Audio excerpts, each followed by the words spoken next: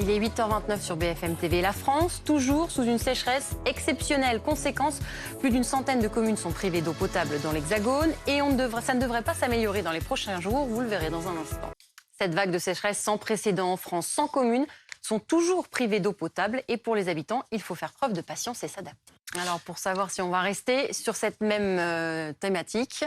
Notre invité, Patrick Marlier, merci d'être avec nous, prévisionniste et directeur d'Agathe Météo.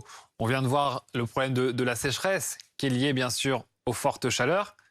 Je crois qu'il y a un nouvel épisode qui arrive encore, on en est au 4e. Oui, c'est évidemment la 4e vague qui s'annonce.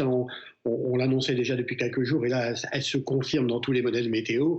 À partir de la semaine prochaine, les températures vont remonter assez largement sur la France. Et si les modèles sont bien calés, malheureusement, la fin de la semaine prochaine s'annonce vraiment avec une vague de canicule de nouveau qui pourrait s'installer sur la France.